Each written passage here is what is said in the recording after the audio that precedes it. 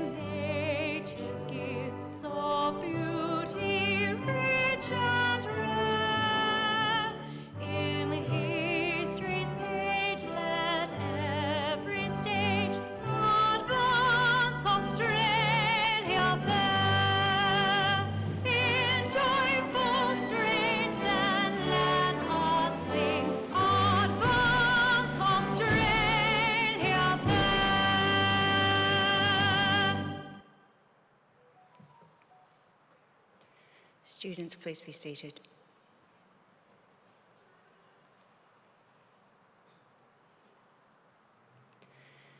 The Australian War Memorial was the vision of Charles Bean, Australia's First World War official historian. Bean landed with the Australian troops on Gallipoli and stayed with them at the front through to the end of the war. The idea of this national memorial and museum came to him at Pozières, France, in the depths of the bloody fighting of 1916.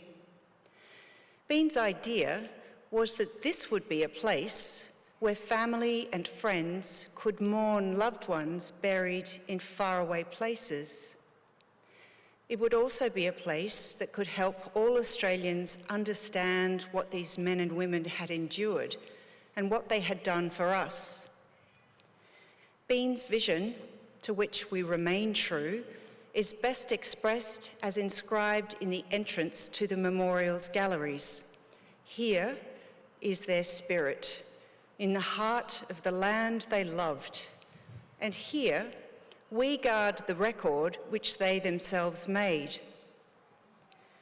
Tonight, we will read the story behind just one of those on the Roll of Honour, which lists the names of more than 103,000 men and women who have given their lives for us in war and on operations for more than a century.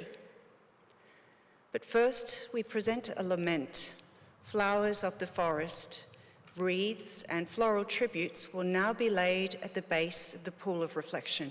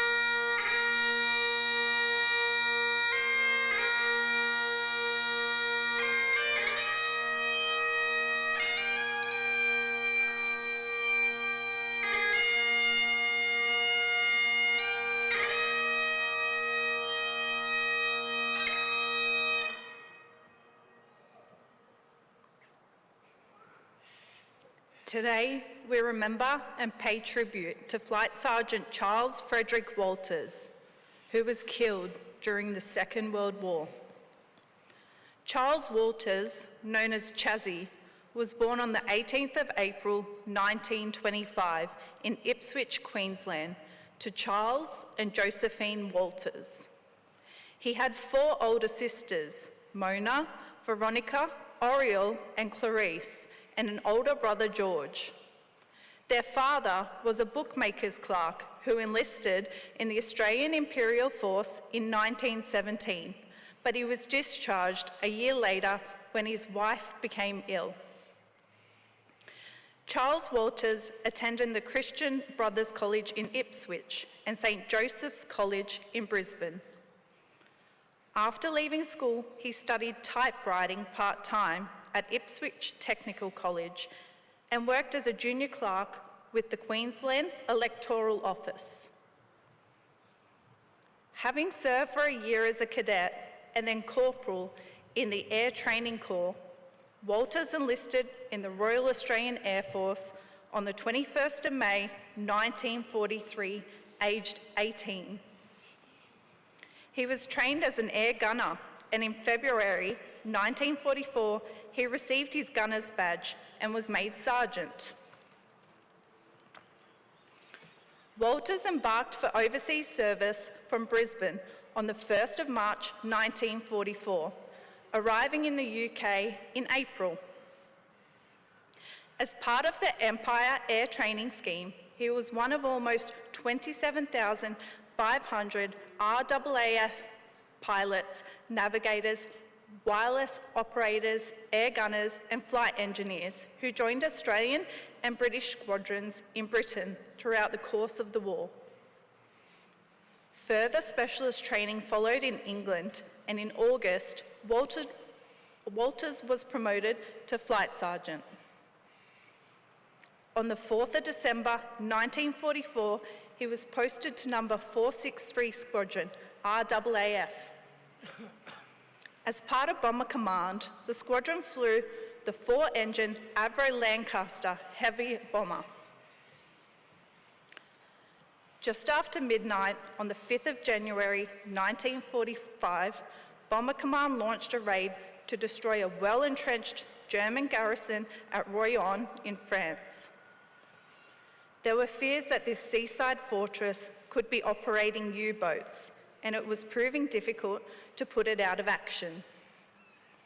Flight Sergeant Walters was the rear gunner on board Lancaster JOR, which took off from the Royal Air Base at Waddington some 20 minutes before 1 a.m.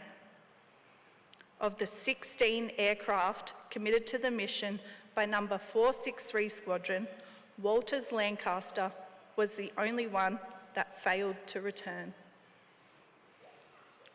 It was later determined that Lancaster JOR had collided with another from number 106 Squadron RAF before breaking into and crashing within the target area.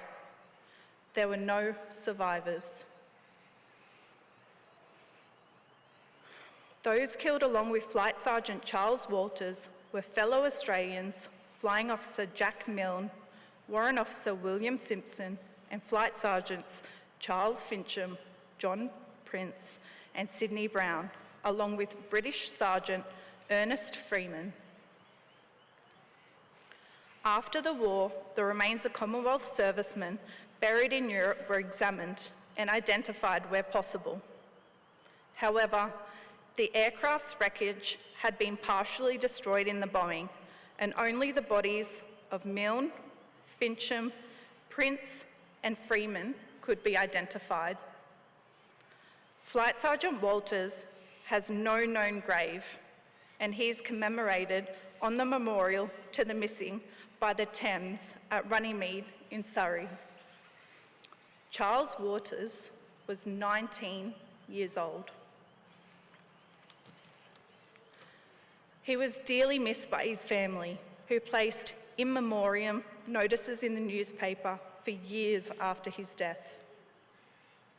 One contained the epitaph, "So little life, so much of worth it had. His sister Clarice Walters also enlisted in the Second World War, serving as a corporal with the Australian Women's Army Service. Flight Sergeant Charles Walters' name is listed on the Roll of Honour on my left, among almost 40,000 Australians who died while serving in the Second World War. His photograph is displayed today by the Pool of Reflection. This is but one of the many stories of service and sacrifice told here at the Australian War Memorial. We now remember Flight Sergeant Charles Frederick Walters, who gave his life for us, for our freedoms, and in the hope of a better world.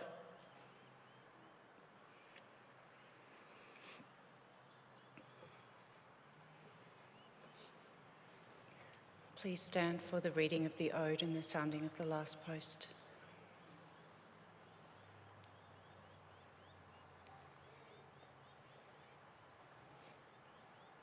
They shall grow not old, as we that are left grow old. Age shall not weary them, nor the years condemn.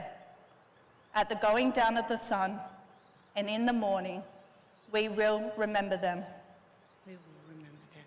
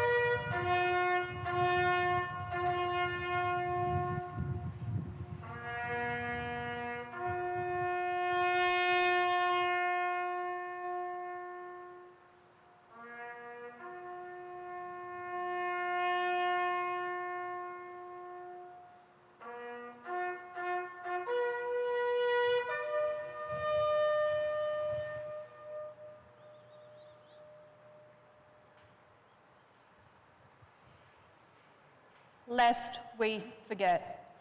Lest we forget.